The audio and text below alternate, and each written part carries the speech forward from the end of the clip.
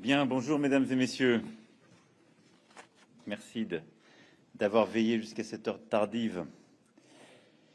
Et je voulais donc vous rendre compte de la conclusion de ce Conseil. Nous avons eu des échanges importants, je l'évoquais ce matin en arrivant, pour l'avenir de notre Europe concernant le soutien à l'Ukraine, notre prochain cadre financier pluriannuel, les futurs élargissements de l'Union européenne et les réformes qu'elle doit mener, et notre relation aussi avec nos principaux partenaires commerciaux, ainsi que sur les enjeux liés à l'accord UE-Mercosur et à l'agriculture. Beaucoup de sujets donc à ce Conseil. Je vais essayer de rendre compte ici des principales décisions. D'abord sur l'Ukraine. Dans la séquence diplomatique intense qui est en cours, nous avons réaffirmé notre mobilisation en faveur d'une paix juste et durable, assortie de garanties de sécurité robustes et respectueuses des intérêts de l'Europe. Et je veux ici saluer la décision qui a été prise la semaine dernière pour sécuriser, dans la durée, l'immobilisation des avoirs souverains russes gelés dans les juridictions de l'Union européenne. Cette décision, prise vendredi dernier, permet à l'Europe de conserver l'un de ses principaux leviers de négociation. L'enjeu de ce Conseil européen était de donner de la visibilité à l'Ukraine, nous l'avons évoqué ce matin avec le président Zelensky, sur le soutien financier que l'Union peut lui apporter à court terme pour 2026 et 2027 et avant des discussions importantes avec le Fonds monétaire international. Nous avons, après de longues discussions, décidé d'un prêt à l'Ukraine à hauteur de 90 milliards d'euros pour les 2 prochaines années, sur la base d'un emprunt de l'Union européenne qui sera garanti par le budget européen. Ces eurobonds pour l'Ukraine sont une avancée majeure qui donne de la visibilité à nos amis ukrainiens et de la cohérence à notre soutien. Cette solution est apparue la plus réaliste et la plus praticable pour garantir que l'Ukraine dispose dès 2026 des moyens dont elle a besoin pour financer son effort de guerre. Nous avons veillé à introduire une préférence européenne robuste pour notre industrie de défense et pour celle de l'Ukraine. En parallèle, le Conseil a été invité à poursuivre les travaux techniques sur l'option d'un prêt de réparation qui serait financé par les revenus de trésorerie des avoirs souverains russes gelés. Et je veux ici remercier la Commission européenne, la Belgique, l'Allemagne en particulier pour leur travail sur cette option technique qui va donc être poursuivie dans les semaines à venir. Par ailleurs, nous avons réaffirmé notre détermination à continuer de faire pression sur la Russie à travers l'intensification des sanctions. Et les travaux de la Commission sur le 20e paquet de sanctions vont dans le bon sens, notamment pour le ciblage de certains secteurs sensibles de l'économie russe et les navires de la flotte Fantôme qui continuent de menacer la sécurité de notre continent. L'autre sujet, évidemment, qui a structuré les débats, même s'il n'était formellement pas au cœur de nos conclusions, est la question du Mercosur. Sur le Mercosur, j'ai pu rappeler ce matin, comme je l'avais fait ces dernières semaines, que l'accord n'était pas acceptable en l'état et que le compte n'y était pas quant aux conditions que nous avions toujours posées. Il était donc inconcevable que l'on cherche à forcer une décision au Conseil pour autoriser la signature de cet accord, alors que nos exigences ne sont pas encore satisfaites. Après des discussions difficiles, nous avons obtenu le report de cette décision, et donc du sommet qui était initialement prévu après-demain. Et nous devons continuer le travail qui a été engagé depuis des mois. Je l'ai dit ce matin en arrivant, nous n'y sommes pas, et le texte n'est pas acceptable, et c'est ce qui a permis d'obtenir ce report. Maintenant, nous allons continuer de travailler. On a commencé à obtenir une clause de sauvegarde robuste, qui agira comme un frein d'urgence pour protéger nos filières agricoles. Cette clause de sauvegarde, elle a été renforcée par le Parlement européen en intégrant des propositions qui venaient des syndicats agricoles européens. Nous voulons maintenant qu'elle soit définitivement actée et qu'elle vienne compléter l'accord, en étant acceptée par les pays du Mercosur. Cette étape est essentielle pour que ce soit une vraie clause de sauvegarde. Nous avons aussi exigé de la réciprocité parce que nous ne pouvons pas accepter que des produits importés de pays tiers ne soient pas soumis aux mêmes normes que celles imposées à nos producteurs. Nous voulons donc ce qu'on appelle des mesures miroirs, en particulier sur l'alimentation animale, les pesticides. Sinon, ça n'est pas juste. Sinon, on impose à nos producteurs des règles et on ne les impose pas aux importateurs. La Commission a commencé à y répondre avec une proposition sur la sécurité alimentaire Nous attendons les décisions effectives de janvier et nous avons eu des discussions techniques cet après-midi encore qui vont dans le bon sens. Et puis, nous avons demandé depuis des mois une force européenne de protection sanitaire. C'est une demande constante de la France depuis plusieurs années, avec des contrôles vétérinaires et phytosanitaires renforcés sur les produits importés. La Commission a annoncé la mise en place de l'ensemble de ces mesures à compter de janvier. Et donc, nous attendons leur mise en place début janvier et l'effectivité de ces engagements. Je le redis, aujourd'hui, nous n'y sommes pas. Nous avons besoin d'avoir ces avancées pour que le texte change de nature, pour que on parle d'un autre accord, fort de ces clauses de sauvegarde, fort de cette réciprocité et de contrôle, et qui permette de protéger nos agriculteurs, de protéger notre souveraineté alimentaire, de protéger aussi la sécurité alimentaire des Européennes et des Européens. C'est aussi pourquoi, avec l'Italie, la Pologne, l'Irlande, mais plusieurs autres partenaires, nous avons demandé en parallèle que la Commission apporte des garanties sur le maintien des revenus de nos agriculteurs dans la future PAC du prochain budget pluriannuel de l'Union. Dans ce contexte d'incertitude, avec autant de difficultés, avec les aléas climatiques qui augmentent, les épizooties comme celles que nous sommes en train de vivre en France, et que vivent aussi d'autres pays européens, nous ne pouvons pas laisser nos agriculteurs dans l'incertitude. Et ils ont vu une chose, c'est qu'on leur disait qu'il y avait 20% de leur budget, 20%, donc 20% de leurs revenus qui étaient en risque, qui n'étaient pas garantis pour la PAC à venir. Et donc cette mobilisation que nous avons menée durant ces derniers jours, celle aussi qui a été portée par les représentants syndicaux agricoles européens aujourd'hui, consiste à dire « vous ne pouvez pas toucher le revenu des agriculteurs dans cette période ». Si vous êtes cohérent, que vous défendez la souveraineté agricole, vous ne pouvez pas remettre en cause ces 20% de la politique agricole commune que vous êtes en train de revisiter, derrière lesquels vous mettez un point d'interrogation. Nous, on ne veut plus de point d'interrogation. Et donc, nous avons demandé le maintien intégral de l'enveloppe de la PAC destinée au soutien aux revenus des agriculteurs. Et c'est ce travail-là aussi que nous devons poursuivre dans les prochains jours.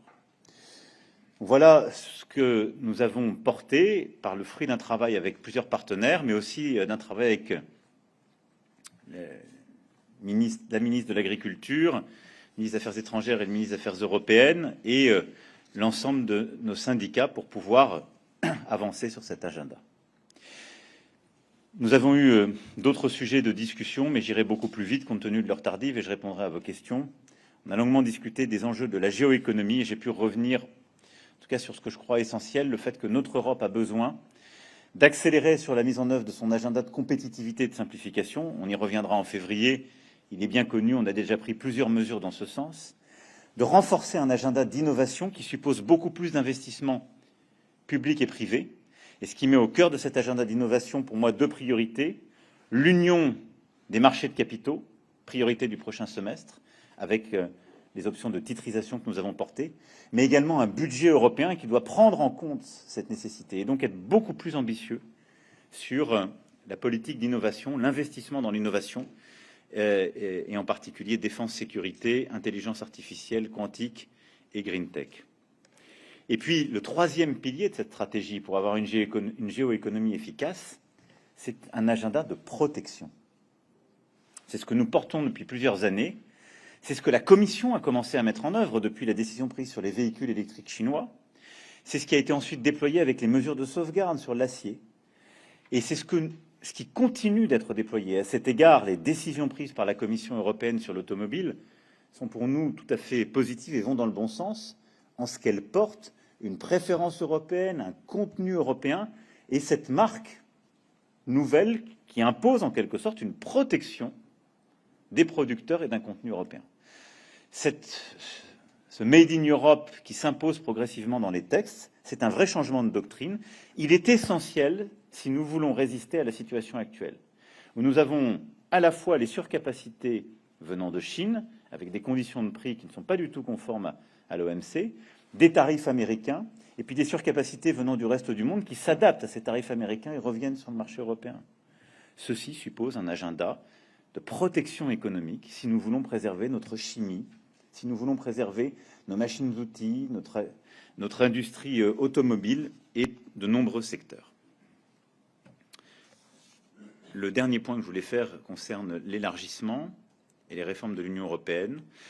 Le Conseil européen a permis de reconnaître les efforts significatifs menés par Monténégro et l'Albanie ces derniers mois, qui ont une opportunité historique de rejoindre l'Union européenne dans les prochaines années s'ils maintiennent ce rythme de réforme.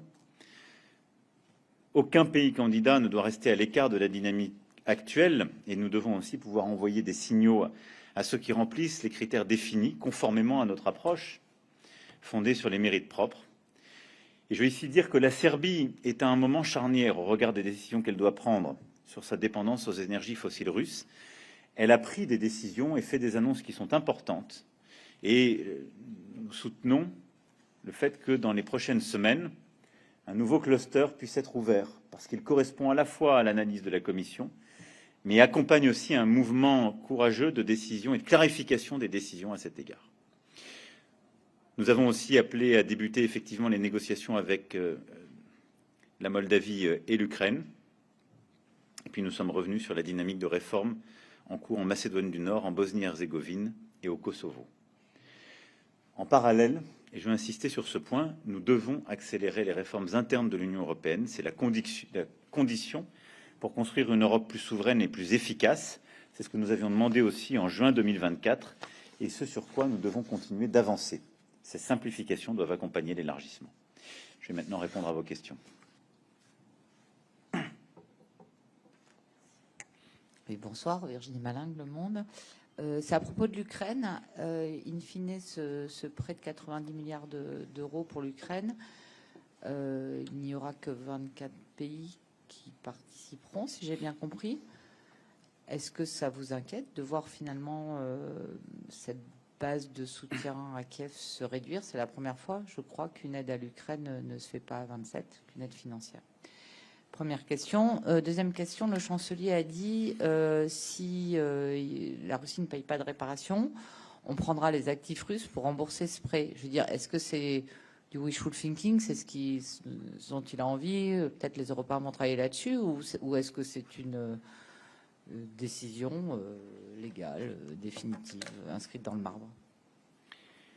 Sur l'aide à l'Ukraine, oui, il y a une vraie rupture avec cette décision. Pour la première fois, on accepte d'emprunter ensemble pour prêter à l'Ukraine. Ça donne de la visibilité, de la magnitude, et en tout cas, avec ce mécanisme, parce qu'on a déjà eu plusieurs mécanismes financiers qui ont permis de prêter, c'est une avancée importante. Cette décision, elle est prise à l'unanimité. Il y a ensuite un mécanisme qui permet de préserver 3 pays de l'impact financier et donc de leur quote-part de contribution à terme, s'il devait y avoir, in fine, etc., toutes les conséquences, qui est un mécanisme d'opt-out qui nous est très familier et qu'on a déjà utilisé à plusieurs reprises, en particulier durant la crise financière, et qui touchait, je crois d'ailleurs de mémoire, pouvoir dire que la Slovaquie en avait bénéficié sur des mécanismes pour la Grèce, le Royaume-Uni à coup sûr, et donc ce sont des mécanismes qui nous sont familiers. Quand il y a des désaccords politiques, ça permet d'aller au-delà. Est-ce que ça a un impact, compte tenu des 3 pays dont on parle? Non. Ça ne change pas la donne financièrement. Ce qui aurait été préoccupant, c'est s'il y avait, intellectuellement, ce qui aurait été préoccupant, c'est si un pays avait voulu bloquer. Et je pense que ce qui est très important, c'est que vous avez eu l'unanimité sur la décision.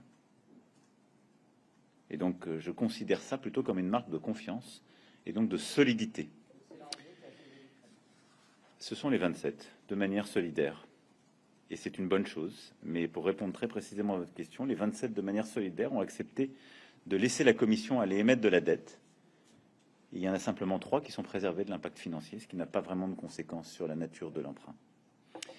Ensuite, l'importance de ce que nous avons fait il y a quelques jours, c'est que nous avons immobilisé dans la durée ces actifs russes. Il y a un travail qui va se poursuivre sur d'autres techniques pour pouvoir utiliser ces actifs russes, peut-être pour lever des financements.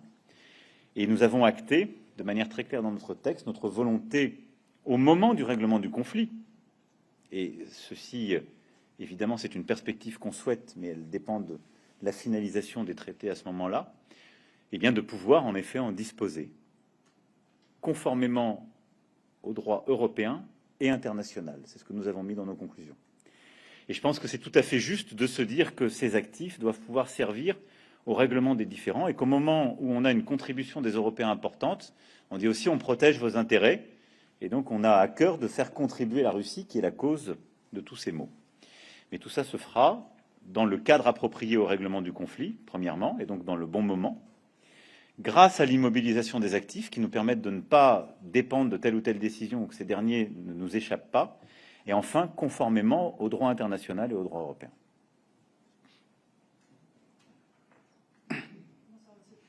Nussbaum de Bloomberg, merci. Deux questions. Pourquoi est-ce qu'aujourd'hui on n'a pas réussi à justement à s'entendre sur l'utilisation des actifs immobilisés russes, en tout cas sur les revenus qu'ils génèrent? Vous évoquez le droit international, mais concrètement, qui a bloqué? Est-ce que c'était vous? Est-ce que c'était Orban? Est-ce que voilà, qui s'est inquiété des conséquences en droit international de l'utilisation de ces actifs? Et deuxième question, à ce stade, est-ce que vous estimez qu'il serait utile de parler à Vladimir Poutine? Sur votre première question, il y a eu un très long débat. D'abord, il y a un travail technique très important. Et je resalue ici l'engagement de la Commission, de la Belgique, de l'Allemagne, qui ont permis de produire un texte très détaillé. Ce texte a légitimement soulevé beaucoup de questions chez plusieurs États membres, de nature très différente. Quant aux risques potentiels qu'il faisait courir sur les structures financières, sur les États, sur la stabilité financière, je ne vais pas ici toutes les lister, mais il y avait derrière cette solution technique, malgré tout le travail qui a été fait, des questions qui demeuraient. Ce n'a pas été mon rôle. Mon rôle a été plutôt d'essayer de trouver un chemin et de préserver cette double voie. Mais évidemment, on s'est tous posé beaucoup de questions, mais la France n'a pas été du tout un élément bloquant sur l'avancée de cette solution technique. Je dirais des deux solutions techniques que la Commission avait mises sur la table. Et au fond, nous sortons de ce Conseil avec beaucoup de cohérence. On retient et on met en œuvre tout de suite une des solutions techniques que la Commission avait proposées et on continue de travailler sur l'autre. Elle est inédite, elle est très compliquée et on a raison de se poser toutes ces questions. Donc je pense qu'il faut respecter tous les pays qui se sont posés des questions légitimes, qui les ont soulevées, et elles vont donner lieu à un travail du Conseil, mais en lien avec la Commission, en lien également avec la Banque centrale européenne pour pouvoir lever les incertitudes et essayer d'avancer sur ce chemin. Mais c'est évidemment un sujet extrêmement technique, c'est ce qui explique qu'il y a eu des débats nourris ces dernières semaines et durant ces dernières heures. C'était un échec si on s'était arrêté là. Et je pense qu'on a pris la bonne décision, qui est de dire on doit poursuivre ce chemin, on consolide l'immobilisation des actifs, et puis surtout, on prend ce soir, cette nuit, une décision immédiate parce qu'on ne veut pas attendre, et on a promis de la visibilité à l'Ukraine, et on prend cette décision avec l'emprunt conjoint pour financer cet effort et les 90 milliards. Donc ça, c'est, je pense, une bonne manière de faire. Votre deuxième question? Est-ce qu'il est utile aujourd'hui de parler à Vladimir Poutine? Je pense qu'il va redevenir utile de parler à Vladimir Poutine, oui. De toute façon, je constate qu'il y a des gens qui parlent à Vladimir Poutine. Donc, je pense que nous, Européens et Ukrainiens, on a intérêt à trouver le cadre pour réengager cette discussion en bonne et due forme. Sinon, on discute entre nous avec des négociateurs qui vont seuls discuter avec les Russes. Ce n'est pas optimal. Donc je pense que là, il faut finir la session, si je puis dire, en cours. Il y a des discussions qui vont se faire dans les prochaines heures pour voir les avancées. Il y a un cycle qui est en cours. Soit une paix robuste, durable, avec toutes les garanties requises, peut être obtenue formidable. Et de toute façon, on se mettra à ce moment-là autour de la table avec tout le monde. Soit il faudra, tout en continuant de financer, d'engager, de résister et d'aider l'Ukraine, il faudra dans les prochaines semaines trouver les voies et moyens aussi pour que les Européens, dans la bonne organisation, réengagent un dialogue complet avec la Russie, en toute transparence et association avec l'Ukraine. Bonjour, Cléa Colquette de Politico. Sur le Mercosur, vous dites que vous souhaitez que le texte change de nature. Est-ce que dans ces conditions, vous pensez qu'un mois, c'est suffisant pour obtenir cela? Avec toutes les conditions, est-ce que vous pensez que ça peut être réalisable pour une signature dès le mois prochain? Merci. C'est trop tôt pour vous le dire, je ne sais pas. Beaucoup de gens nous ont dit, quand on a dit il y a plusieurs mois qu'il fallait clause de sauvegarde, des clauses miroirs, que ça allait être possible. Moi-même, je disais il y a quelques semaines, je suis positif mais vigilant et on voyait des avancées. Puis après, on n'a pas été assez vite. Donc, ce qui m'importe, c'est le fond. Ce qui m'importe, c'est de tenir les engagements. Ce qui m'importe, c'est qu'on fasse ce qu'il faut pour protéger notre agriculture, pour protéger notre sécurité alimentaire, pour protéger le budget de la PAC. Donc, je ne sais pas répondre à votre question aujourd'hui. Je l'espère, parce que ça veut dire qu'on aura obtenu des avancées, pour certaines qui sont des avancées historiques, parce que ça fait bien longtemps qu'on demande des mesures miroirs. Et la clause de sauvegarde aussi. Vous voulez des engagements sur la PAC avant un mois? Ça veut dire qu'on doit bouger sur ces sujets-là, le plus vite possible, mais il faut du concret. En tout cas, nous l'avons montré ces dernières heures. Il y a eu des très longues réunions, on s'est battu, on a discuté, on est disponible. Le gouvernement français, les équipes ici, à Bruxelles, moi-même, on est disponible jour et nuit pour avancer sur ces sujets et obtenir des résultats. Bonsoir, Monsieur le Président. Francesco Fontemaggi de l'AFP. Pour rebondir sur ces questions, très précisément, est-ce que ce que vous avez dit sur la PAC est maintenant une condition pour pouvoir signer le Mercosur, ou quand même vous distinguez les deux sujets? Et puis, les syndicats agricoles en France, la plupart des partis politiques se disent tout simplement contre le Mercosur pour l'enterrer purement et simplement, avec ou sans les garanties, les avancées, les clauses que vous évoquez, que vous réclamez et que la Commission se dit prête à octroyer. Comment pensez-vous pouvoir faire accepter cet accord en France, vu le niveau d'opposition dans le débat public?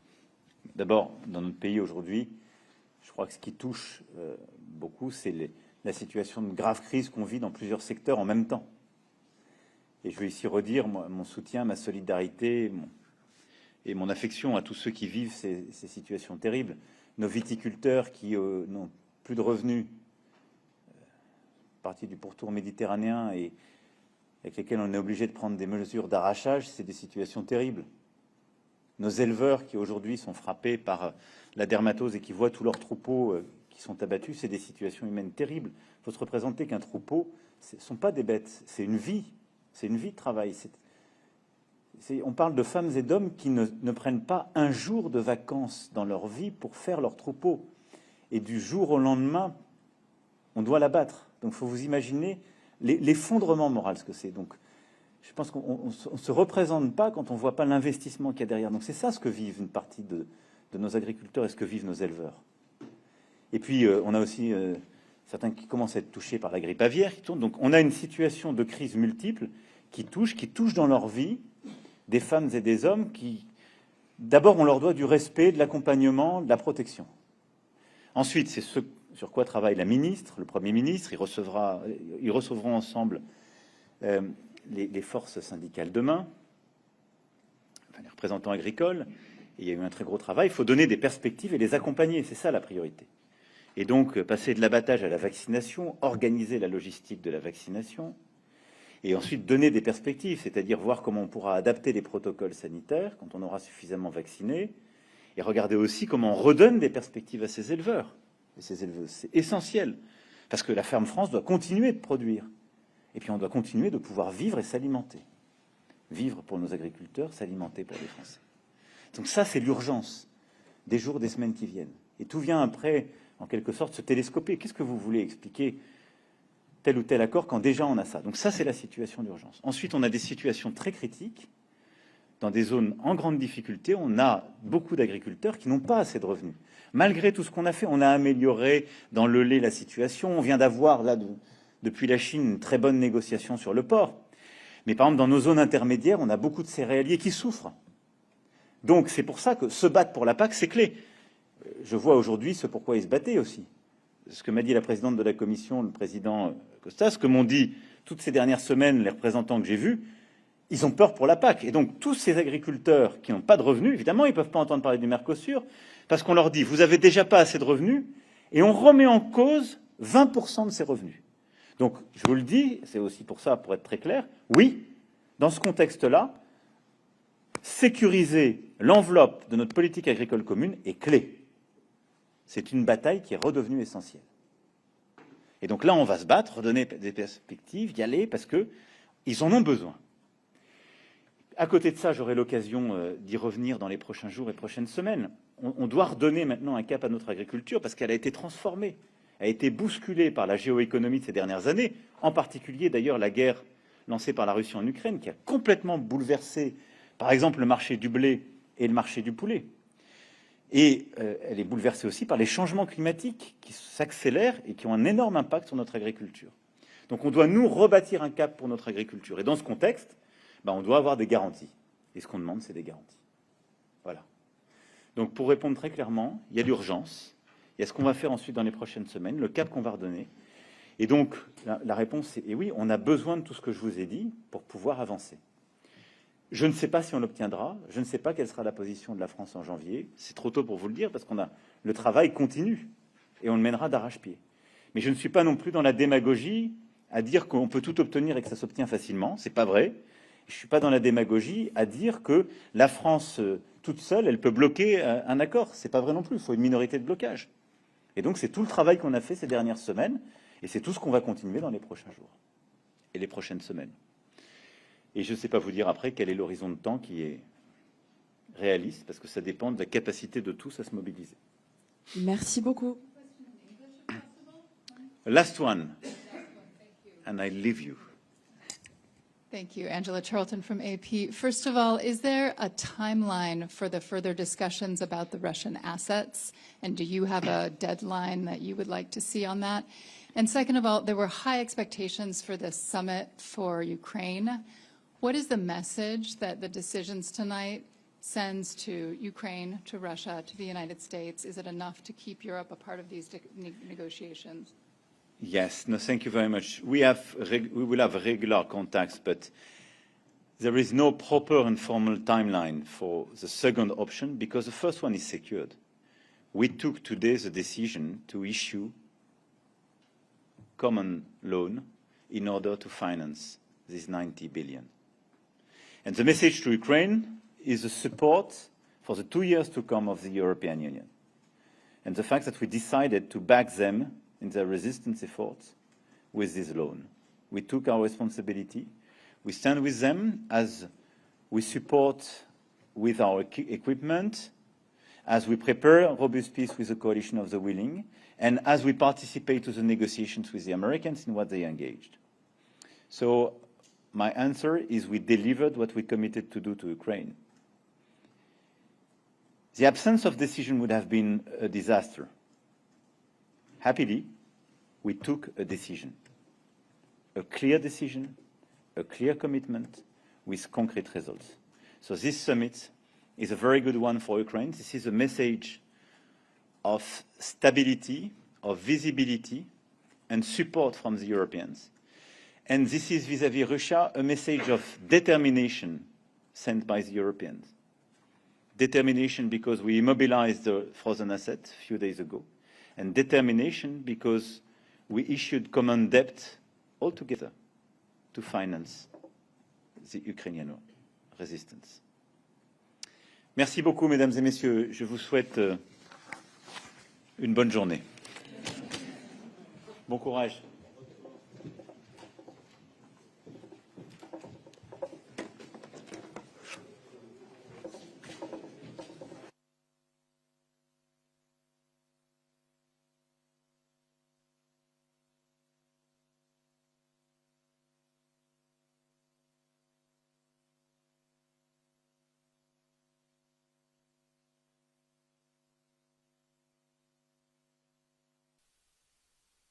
That it has to be decided. I hope this was clear. I know it's one, it is late. Two, it is very technical, and three, I'm very, very tired. But I hope it was still more or less clear. We'll go to the next gentleman, then the nice lady, and then you, and then you. Thank you very much. Jack Parrott with DW. It sounds from your opening statement that you're done with this now, that this discussion around the reparations loan and the frozen assets is done. Is that the case? Can we come back to this in January, February, so on and so forth? And also, you mentioned in your opening statement winning a lot. We won this, we won that. Do you feel like a winner? Do you feel like Belgium has won in this issue, that this is for you a big diplomatic win? I think in my opening statement I said I think Ukraine has won, Europe has won, financial stability has won. I don't think I mentioned myself as a winner. Maybe at the end, just a little bit, because I contributed to finding a solution for Ukraine, which was of the essence. We couldn't leave here without a solution for Ukraine. That would have been the end of us, of all our geopolitical relevance. But I haven't talked in terms of winning and losing. Is the reparation loan off the table? I think the text is very, very good, because it mentions, of course, that we have no intention whatsoever of giving the immobilized assets back to Putin. We have no intention of letting somebody else outside Europe decide about this. They have been immobilized for an indefinite period. It is the Europeans who will decide what happens to it, and our intention is to give it to Ukraine as the reparation. It's a reparation loan. The word says it itself. It serves to reparate what has been done to you by the aggressor. And that idea is still in the text, and I'm 100% behind it. An idea that I didn't like very much, but that I tried to put in a legal text, is to already during the war take the money and in a, I cannot call it a confiscation, but it looked like a confiscation, to put it in a lookalike confiscation scheme. Because legally it's too risky. It opens up a lot of financial uncertainty and legal risks that are just too hard to manage. And I think finally, with the discussion, it took a lot of hours, everybody realized this. So you're not willing to discuss this in the new year? I'm poor little Belgium. I'm willing to discuss anything you like, sir. Anything you like. Bring it on, and I'll discuss about it. The lady. Thank you, Laura, for the Financial Times. You say the reparations loan might not come back. I never said that. The nice gentleman just mentioned that he wants to talk about it in January already. I don't think this is realistic. You have to know, we took a decision for 2 years. The headroom decision is not for 6 months or a year. It's 26, 27, 28. Of course, the new multi-annual framework kicks in, and everybody around the table has the idea. We all hope the war will be over with an acceptable peace for Ukraine.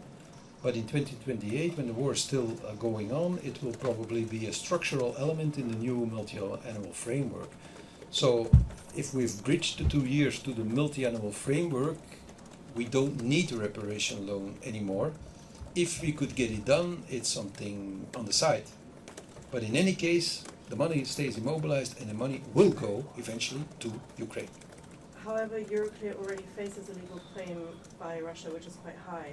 You don't have any national guarantees now from your fellow member states. How are you going to deal with this? How will you help Euroclear if this money is seized after all? I'm not too worried about Russian claims in Russian courts. They will not be executable in the European Union. That's also something we're quite clear on. Because Russia is not a rule of law state. If they want to seize assets in Russia, they probably will. And they can launch a lot of litigation. That's a form of intimidation. They have many forms of intimidation. The hybrid warfare of Russia with the drones and the cyber attacks and the damaging of critical infrastructure and the litigation. That's all part of an intimidation scheme. And we're not going to back down for that. That plays in my head no role. And I don't give them a very good chance against Euroclear, because Euroclear stays exactly in line with international law. If you go to war, your sovereign assets are immobilized until the end of the war, and then there's a peace treaty, and then there is a settlement on this. This has happened before in history. We're still in chartered waters. The things we do with the windfall profits, that's the chicken with the golden eggs, that's also legally very sound. We're very certain that Euroclear is now within international and financial law. But I cannot prevent anybody to launch litigation against Euroclear, or they're probably going to launch litigation against any financial institution in Europe that holds immobilized or frozen Russian assets, which is Euroclear, Clearstream, French banks, British banks, you name it. That's probably a Russian strategy, but I'm not worried about that. So you think the risk is now lower that the reparations? I think there is no risk.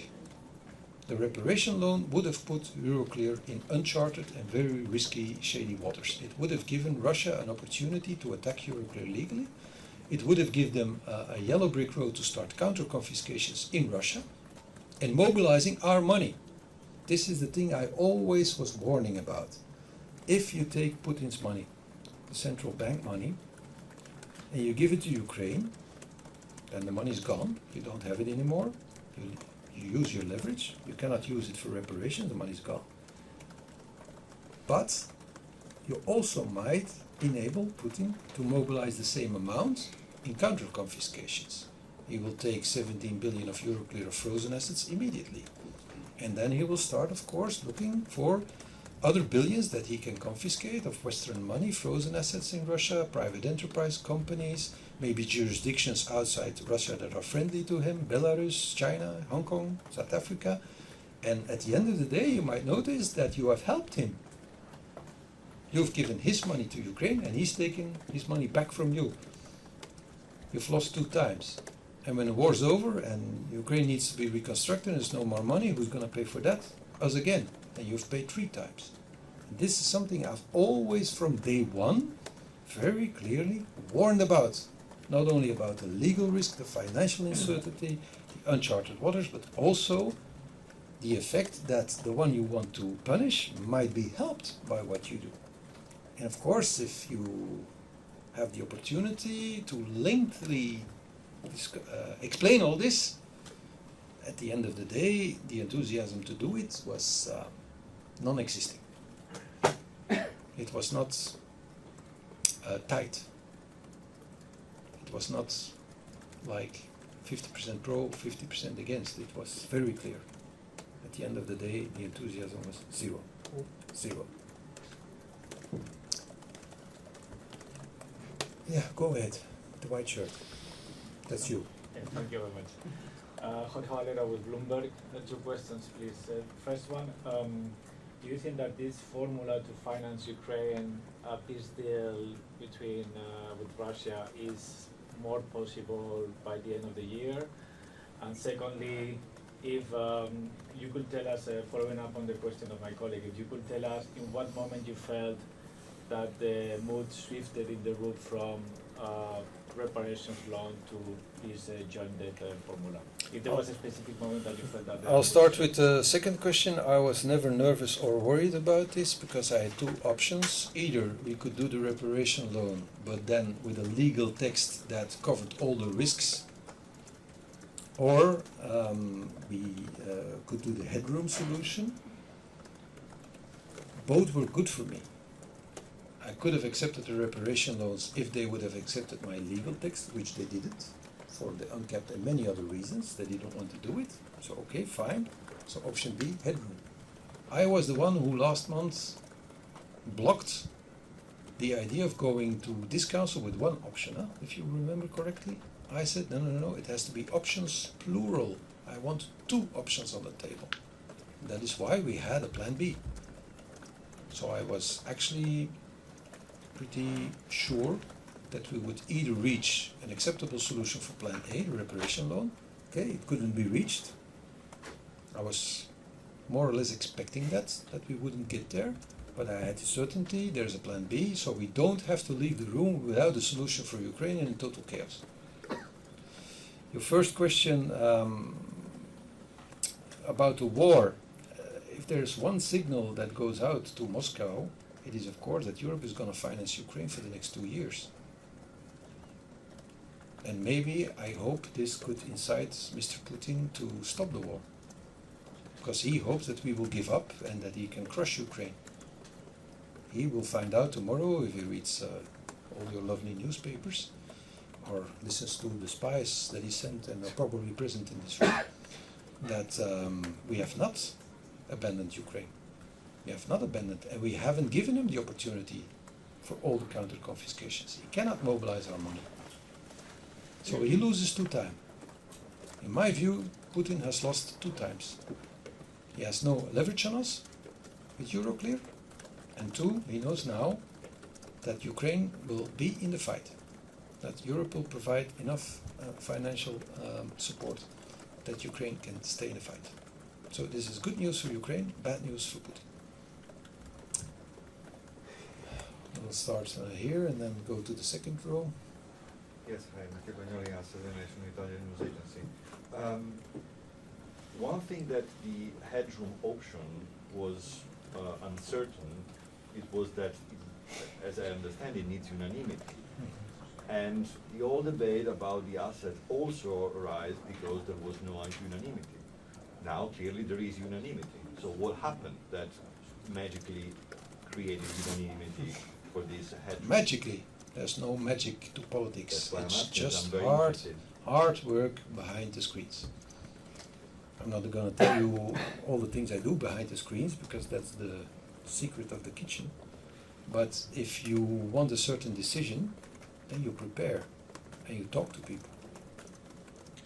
I don't think anybody was ready, willing and able to let this meeting go by without a decision, because that's disastrous for the European family. That means that there's pressure on everybody. And maybe people who certainly don't want to do the reparation loan can be convinced to be more cooperative towards Plan B. And if you talk to these people in time and you prepare them, then you can have a soft landing.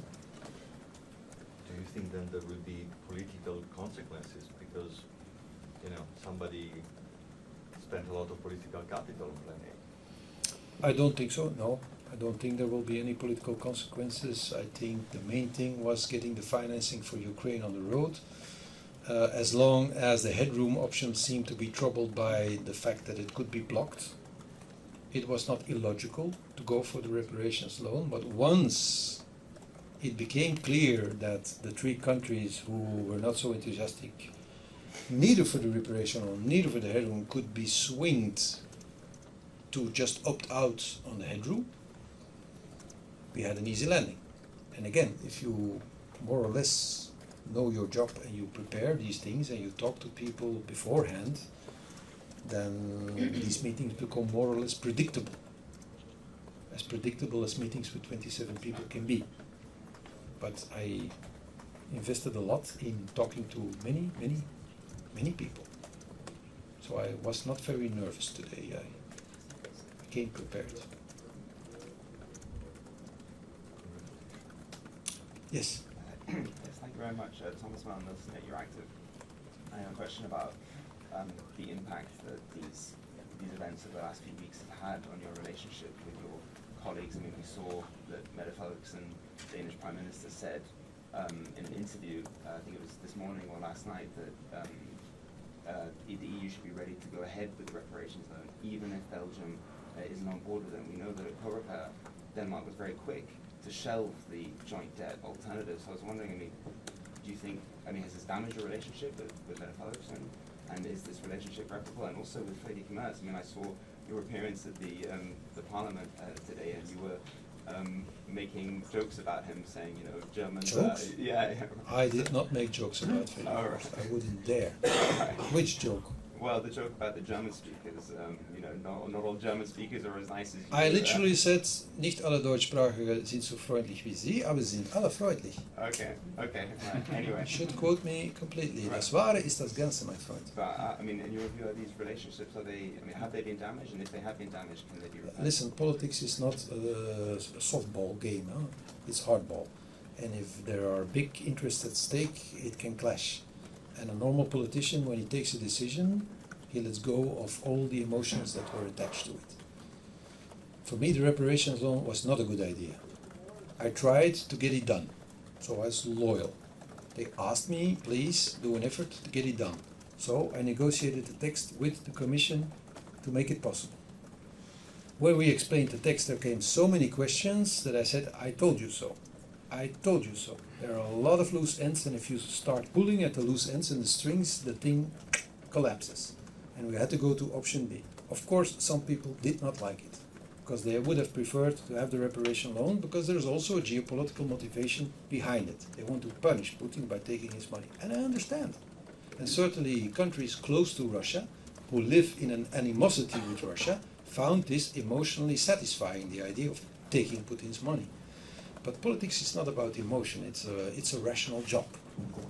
And rationality has prevailed. And I think if you recognize that your opponent in a debate was rational and constructive, then you have to let go of negative emotions. Quickly. I can do it in an instant. Just one more question about Ukraine. Some people think I have no emotions even. Maybe they're right.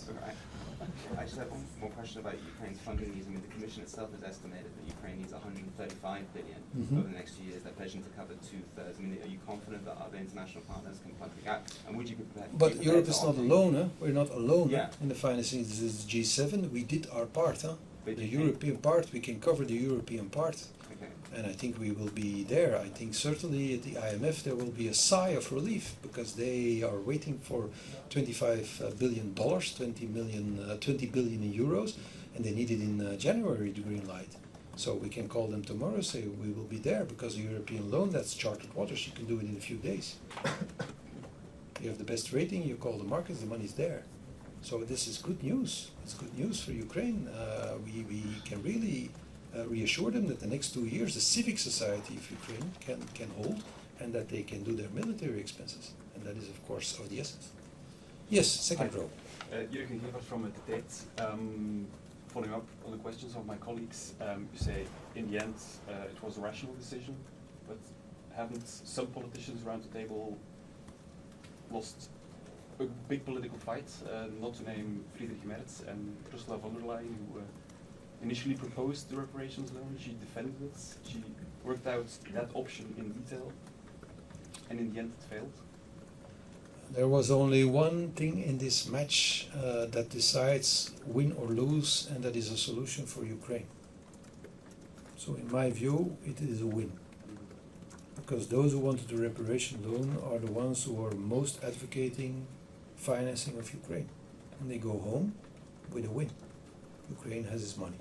Maybe not the way they wanted it, maybe not the way they were pushing for, but it is in the end of the day, in my language that you also speak, you should not complain about the color of the cat. If it can catch a mouse, it is fine. And I have a cat in my office. It's grey and it does not catch mouses. Mice. But I love it anyway. Yes. But they're not the standard.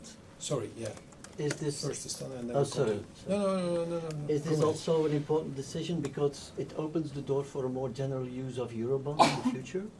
Oh, that's a very naughty question. This is of course something that certain leaders around the table is an aspect of the solution that they might not like so much. But necessity breaks law, as they say in Dutch. The choice between that and having no solution, the lesser of two evils was chosen. It is a big amount, but for the European Union, let's be honest, it's not the end of the world. Huh? We're talking about amounts that can easily be absorbed by the European Union as a whole. The man with the flowery shirt. Olivier Lebussy from La Libre Belgique. So the solution is enhanced cooperation for e-borrowing with the headroom. Why hasn't it been tested before? Because you said it's hard work, but when we were talking about the EU borrowing, we were told that the solution was on the shelf and not to be used. And at the end of the day, that's the solution that's going to be used. So why wasn't it tested before, the enhanced cooperation? Me dit, je pense que beaucoup de partenaires autour de la table préféraient simplement de lancer l'instrument du reparation loan. C'était une préférence politique et aussi une préférence géopolitique qu'ils ont défendue et qu'ils ont voulu éviter un emprunt commun pour la raison que votre collègue a déjà mentionnée, que ça provoque l'idée de Eurobonds, que certains pays n'aiment pas du tout. Mais à la fin, je pense que après qu'on a constaté collectivement qu'on ne peut pas avancer, ou qu'on ne pourrait pas avancer avec les reparation loans. Même ces pays étaient soulagés de constater qu'il n'y avait pas de blocage pour l'utilisation du headroom. Parce que ça, c'était la grande crainte, hein, l'unanimité. Il y avait 3 pays autour de la table, dont on sait très bien qu'ils ne sont pas aux mêmes longueur d'onde que les autres concernant l'Ukraine.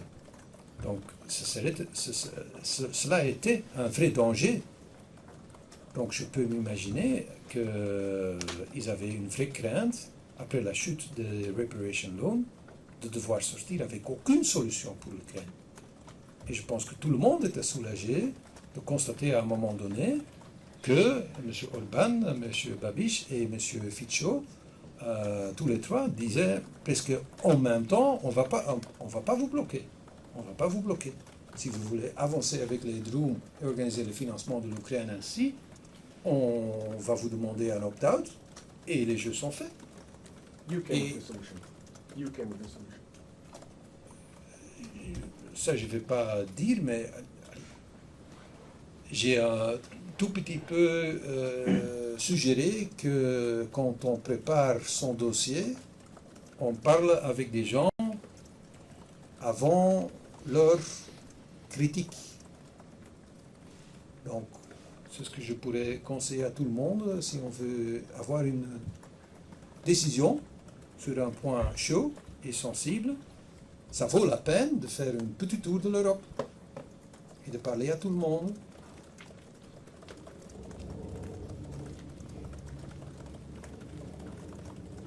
Voilà, c'est fait.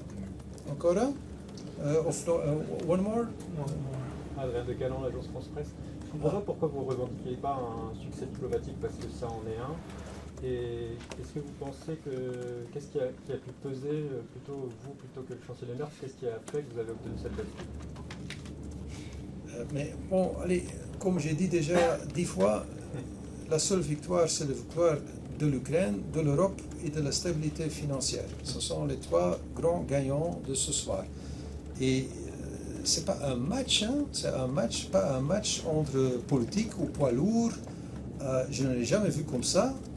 Ma crainte était aussi qu'on risquait de finir en chaos et de devoir sortir et d'avouer à vous tous qu'il n'y avait aucune solution. Donc j'ai fait de mon mieux pour préparer une solution, de parler à tout le monde pour le rendre possible, et j'ai fait de mon mieux même pour faire un texte pour permettre le reparations loan, le cas échéant, que la grande majorité aurait voulu avancer dans cette direction. Mais j'ai très vite constaté, après avoir mis le texte sur la table, que c'était très clair, le texte était très compliqué, très technique, que cette affaire est tellement compliquée, tellement risquée, tellement dangereuse, que ça provoquait tellement de questions, que c'était presque comme un bateau qui coulait. C'était le Titanic. C'était à un moment donné simplement fini. Donc c'est pas une bataille entre chevaliers, hein. C'est un débat rationnel.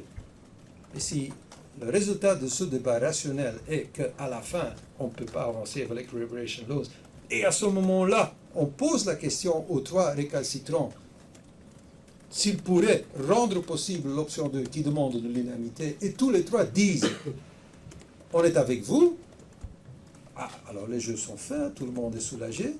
Il est 2 heures du matin, ce que pour un Belge encore très tôt pour faire un accord. Je m'attendais à encore une nuit blanche et une belle partie de du prochain jour. Donc un peu. Un peu, oui. Allez, 3 heures du matin pour un accord. C'est pas dans la tradition nationale. Hein. Donc, mais sans blaguer, à un moment donné, les jeux sont faits. Et c'est pas une bataille entre hommes, c'est simplement une question de ratio.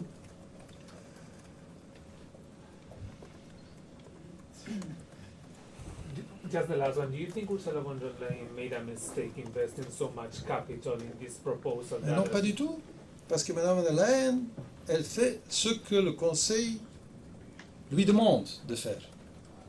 Donc si le Conseil dit chère Madame von der Leyen, la prochaine fois, vous devez mettre à la table 2 options, ou même 3 options, plusieurs options. Elle avait fait 3, mais une option a été vite évacuée parce que personne voulait travailler avec les budgets nationaux. Donc ça, c'était vite disparu. Il y avait encore 2 options qui restaient. C'est le Conseil qui a demandé à Mme von der Leyen de travailler tout ça. But she proposed it in the State of the Union speech without anybody asking her. That's when she announced it. Why am I speaking French to you? That is a very good question. Do you understand French? Yes, but okay. English as well. English is better? Yes. Okay, for me as well. If I'm tired, English is more or less my best second language. I think she did an excellent job.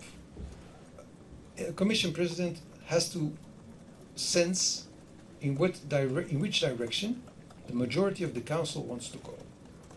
And in this case, a great number of countries were very vocal about wanting to do the reparation loan. A large group of other countries was more or less silent. And this gave, of course, a false perception of things. Again, I've said it now 3 times, one of the reasons I wasn't nervous is because I prepare the things I do, and I did my little tour of Europe. If somebody is silent, it doesn't always mean that he agrees with you, or that he agrees with something that has been said by others. You have to, in our language, say sonderen. How do you say that in English? You have to sound out. You have to sound out. So I did a lot of that. So I knew beforehand that the enthusiasm for reparation loans was not so big as people thought it would be. But if you are Commission President, and Germany, and the Baltic countries, and the Scandinavians, and Poland say, we want to do it next time, this is our preference, and only poor little Belgium says, ooh, I have a lot of questions, it is normal that she stresses upon the solution that is in her perception the most wanted solution. This started to turn when Italy, Bulgaria, and Malta also spoke out saying we don't like it. Immediately she did as an excellent job saying in her articulation she went back to the 2 options because she saw, oh, there is division. So I have to table the 2 options. So she did exactly what she needed to do. And today it turned out, as I knew it would, that much more countries that hadn't spoken yet were extremely critical of all the financial aspects of it. Finding out that a simple truth, there is no free money in the world. It just does not exist. If you take money from Putin, you are exposed. You are exposed. And if you're exposed, then people like certainty. And where can you find certainty? In charted waters, using the headroom, because we've done it before. We know exactly what's going to happen. We know the amount, we know the responsibilities, and we know the timing. If you compare that to reparations loan, you know nothing about the amount. It can even be uncapped in the mutualization of the legal risk. You don't know what's going to happen. You don't know what counter-confiscation can hit your country. Because some countries said, oh, but I have no assets in Russia. There's no money of mine in banks frozen in Russia, and I have no companies in Russia. But then you say, okay, but what if Russia goes to court in Hong Kong or South Africa? And then people say, oh, is that possible? Of course it's possible. It's a big uncertainty. And if you explain that a legal text means that you are looking for the maximum of coverage against all those risks, people realize, oh, those risks are real. And this is why you wrote this complicated text. But if all these risks are real, then I don't like the solution. Give me the certainty, give me the thing I know, the headroom. So that was the dynamic of the meeting. It was not like a duel between fighters. It was just a rational discussion. I think I can... There's the very last one and the very last room. Okay, hi, Viktor Jack from you are the last one. Huh? Oh my God. Viktor Jack from Politico Europe. I just had a question on... Politico, you published some very nice articles with some very nice titles, claiming that I was Russia's most valuable asset. I like that one a lot. I will remember that one. But go ahead with your question anyway, because as I said, a real politician lets go of his emotions, even if these emotions are pure anger, vengeance, and maybe even violence. But go ahead. A question on enhanced cooperation. I mean, do you think that this sets a somewhat dangerous precedent in terms of using EU policy making in the future, splitting, the member states kind of in terms of policy making going forward? The fact that obviously this was agreed only with a select number of member states. Does this have any impact on how policy making maybe also kind of... But at the end of the day, we were unanimous, huh? No. The decision we took was a unanimous decision with 3 opt-outs, but even the opt-outers allowed us to take the decision. So where's the division? There's always division at the European table. This is Europe, huh? 27 countries, different interests, different public opinions, close to Russia, far from Russia. We're not all playing in the same ball game. But at the end of the day, there is a decision with unanimous support. So what's your problem? No, it's still 3 opt-outs, right? Okay. What is your title gonna be? Depends on what you say, I guess. If it depends on what I say, then I'm gonna say nothing at all. But what's your problem? 3 opt-outs, we've had that before. Every time we prolong the sanctions, there's an opt-out. There's someone who's saying, okay, you can go ahead, but without my support. And we still can go ahead. We found a solution for the financing of Ukraine, and we were unanimous. 3 countries don't want to be implicated, okay, fine. But we're there.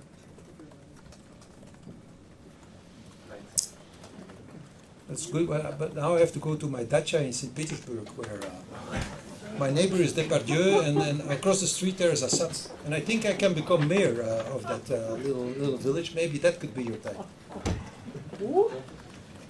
It was a joke, eh? So if you write this, you must add laughed.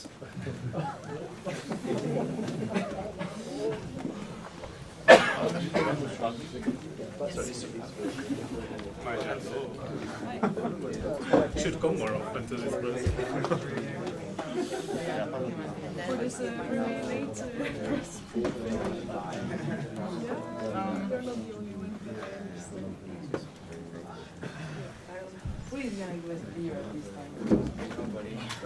We're not supposed also to explain the whole strategy. And it's also exactly, it's a background briefing with an ambassador. You have an ambassador, you have a Sherpa, you have a prime minister, you have a foreign minister. Everyone is speaking to everyone. It would have been nice to get.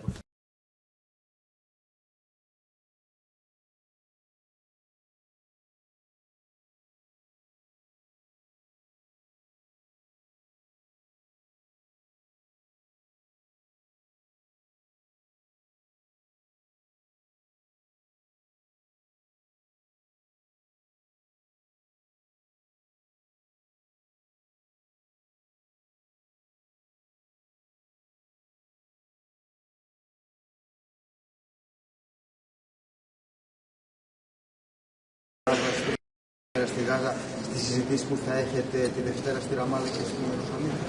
Καταρχάς θεωρώ σημαντικό ότι θα επισκεφτώ την Δευτέρα στα πλαίσια της τριμερούς συνάντησης Ελλάδος, Κύπρου, Ισραήλ και την Ραμάλα, αλλά προφανώς και την Ιερουσαλήμ. Η Ελλάδα είναι μια χώρα που παραδοσιακά διατηρεί στρατηγική σχέση με το Ισραήλ, αλλά και εξαιρετικές σχέσεις με την Παλαιστινιακή Αρχή, οπότε θα μας δοθεί η ευκαιρία να συζητήσουμε τον τρόπο τον οποίο θα περάσουμε από την φάση της πρώτης πολυπόθητης ανακοχής στα επόμενα στάδια του σχεδίου, όπως αυτό τουλάχιστον έχει συμφωνηθεί από όλους τους εμπλεκόμενους, και να διερευνήσουμε και το ρόλο τον οποίο μπορεί η Ελλάδα να παίξει σε αυτήν την κατεύθυνση. Σε κάθε περίπτωση θέλω να επαναλάβω ότι το τριμερές σχήμα Ελλάδος, Κύπρου, Ισραήλ φέρνει κοντά χώρες που αποτελούν, θα έλεγα, παράγοντες και πυλώνες σταθερότητας στην ευρύτερη περιοχή της Ανατολικής Μεσογείου, και εκτιμώ ότι οι συζητήσεις οι οποίες θα γίνουν σε αυτήν την συγκυρία, λαμβάνοντας υπόψη και το τι έχει διαμειφθεί στην Γάζα τα τελευταία χρόνια, θα είναι εξαιρετικά σημαντικές. Τελευταία ερώτηση, κυρία Μαρία Ψαρά από το ΣΤΑΡ. Κύριε Πρόεδρε, είχαμε και εδώ τα κτέρ, αλλά υπάρχουν ακόμα και στην Ελλάδα Οι αγρότες δηλώνουν ότι δεν ικανοποιούνται τα αιτήματά τους με βάση όσα έχει ανακοινώσει η κυβέρνηση για το ρεύμα, το αφορολόγιο, το πετρέλαιο και τις ενισχύσεις εθνικότητας και παραγωγούς. Η ερώτηση είναι, θα μπορούσε να υπάρξει μια βελτίωση από στην πρόταση που έχετε ήδη παρουσιάσει σε αυτά τα ζητήματα? Και επίσης ανησυχείτε για τεράστιες ουρές και μπλόκα διάρκεια των γιορτών? Κάποιοι αγρότες δεν αισθάνονται την ανάγκη να διαφωνήσουν με τις προτάσεις που έχουν γίνει από την κυβέρνηση. Η κυβέρνηση παραμένει ανοιχτή σε διάλογο, λέμε ναι στον διάλογο, λέμε όχι όμως, και το λέμε σε κάθε τρόπο και τόνο, στην αχρίαστη ταλαιπωρία της ελληνικής κοινωνίας και στις επιπτώσεις που ένα ενδεχόμενο παρατεταμένο μπλόκο θα έχει στην λειτουργία της οικονομίας. Έρχονται Χριστούγεννα, νομίζω ότι όλοι αντιλαμβάνονται ότι ο κόσμος θέλει να μετακινηθεί, άνθρωποι θέλουν να γυρίσουν στα χωριά τους, χειμερινοί προορισμοί πρέπει να λειτουργήσουν, και πιστεύω ότι αυτό είναι κάτι το οποίο όλοι θα το λάβουν πάρα πολύ σοβαρά υπόψη τους. Από εκεί πέρα η κυβέρνηση έχει σκύψει με προσοχή πάνω στα προβλήματα των αγροτών. Θεωρεί ότι έχει αντιμετωπίσει πολλά από τα δικαιολογημένα αιτήματα, αλλά προφανώς δεν πρόκειται να ενδώσουμε σε κανέναν, θα έλεγα, μαξιμαλισμό, ο οποίος να μας βγάζει από το ευρωπαϊκό πλαίσιο, το οποίο είναι πάρα πολύ καθορισμένο, και να μας οδηγεί τελικά σε λύσεις οι οποίες δεν μπορούν να γίνουν αποδεκτές ούτε από την κυβέρνηση αλλά ούτε από την Ευρώπη. Αυτό το οποίο θέλω να τονίσω και να επαναλάβω με κάθε τρόπο είναι ότι η εξυγίανση του ΟΠΚΠ, η ενσωμάτωση του ΟΠΚΠ στην ΑΔΕ, για την οποία θα υπάρχει ονομαστική ψηφοφορία αύριο, μάλλον σήμερα, γιατί είναι ήδη 4 το πρωί ώρα Ελλάδος, αποτελεί μια δοκιμασία και μια πρόκληση για όλα τα κόμματα. Αν πραγματικά εννοούν αυτό το οποίο λένε, ότι θέλουν να πάμε σε ένα σύστημα αδιάβλητων επιδοτήσεων και να παίρνουν τις επιδοτήσεις αυτοί πραγματικά τις δικαιούνται, οφείλουν να στηρίξουν αυτήν την μεταρρύθμιση και να μην στροφοκαμιλίζουν και να κρύβουν το κεφάλι τους στην άμμο. Ήδη αυτή η μεταρρύθμιση έχει οδηγήσει σε εξοικονομήσεις πόρων, πόροι οι οποίοι θα ανακατανεμηθούν, όπως έχουμε πει, στους κτηνοτρόφους μας, οι οποίοι έχουν πραγματική ανάγκη, στους υτοπαραγωγούς, στους βαβακοπαραγωγούς, και με αυτόν τον τρόπο αποδεικνύουμε τελικά στην πράξη αυτό το οποίο λέμε, ότι όχι απλά δεν χάνονται ευρωπαϊκοί πόροι, αλλά τελικά τα χρήματα αυτά τα οποία θα περισσέψουν από την εξυγίανση του συστήματος θα τα καρποθούν αυτοί που τα έχουν πραγματικά ανάγκη. Ευχαριστούμε πολύ και καλές γιορτές αν δεν σας δούμε. Γεια σας και καλή επιστροφή.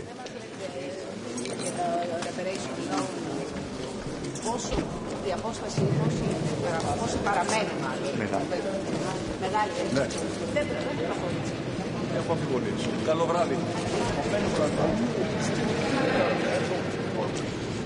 Ich glaube, so kann man es nicht sagen, sondern wir haben eine Modifikation vorgenommen, weil viele Risiken natürlich zu bedenken waren und auch bei diesen Risiken verschiedene Ansichten bestanden haben. Letztlich ist eine Lösung gefunden worden, wo wir einerseits die Ukraine unterstützen können. Das Ziel ist ja, dass Frieden erreicht wird, aber die Ukraine soll nicht finanziell mit dem Rücken an der Wand diese Verhandlungen führen müssen. Also das haben wir erreicht und gleichzeitig haben wir aber die eingefrorenen Assets, die als russisches Vermögen in Europa liegen, namentlich in Belgien, uns vorbehalten, für die Rückzahlung dieses Darlehens zu verwenden. Das wird dann zu entscheiden sein, wenn es soweit ist. Mercosur soll jetzt um einen Monat verschoben werden. Was ist Ihre Reaktion darauf? Offensichtlich sind noch nicht alle Verhandlungen zu Ende geführt worden und gibt es noch einigen Bedarf an Änderungen oder Verbesserungen in diesem Abkommen. Deshalb ist es verschoben worden. Wir haben einen Parlamentsbeschluss. Für uns ist die Sache klar. Letzte Frage, hat Sie bei diesem Gipfel etwas überrascht? Ja, dass wir heute fertig geworden sind. Damit habe ich nicht gerechnet, auch wenn schon die Morgenstunden angebrochen sind. Sehr gerne.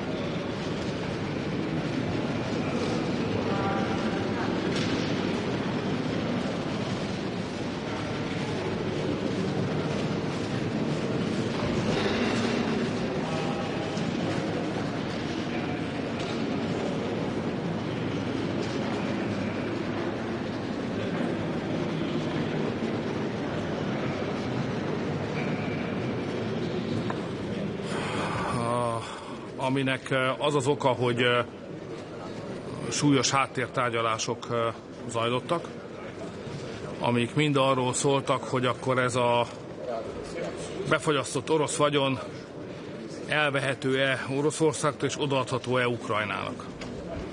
És az estére kiderült, hogy ez egy halott ötlet.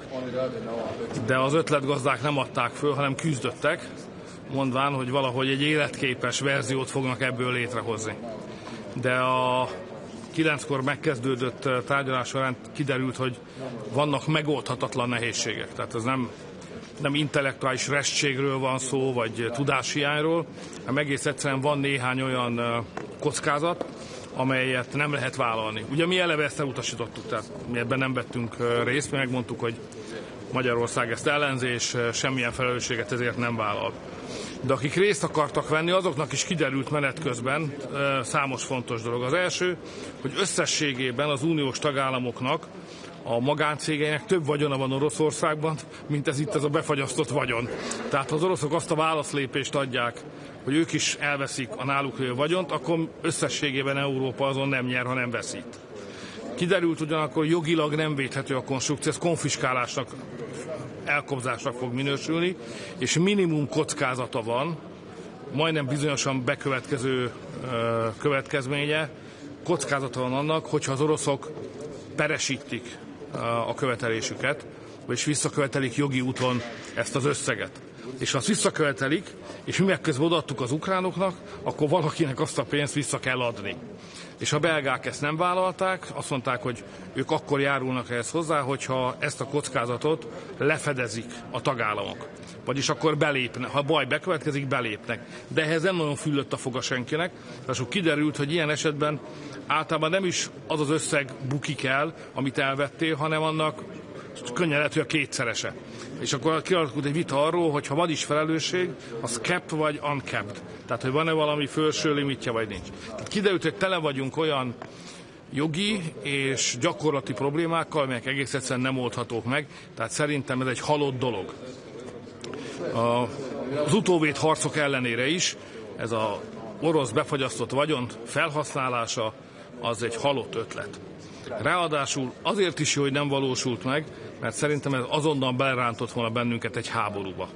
Ez azt jelenti, hogy két háborúzó fél van, oda megy valaki, elveszi az egyiktől a pénzt, és odaadja a másiknak. Ez nem értelmezhető másképpen, mint hadüzenetként.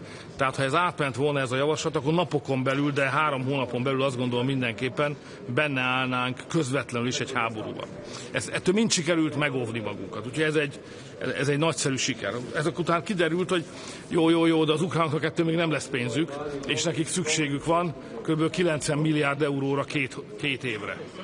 És akkor az volt a kérdés, hogy közös hitelfelvétel ezt meg lehet-e oldani.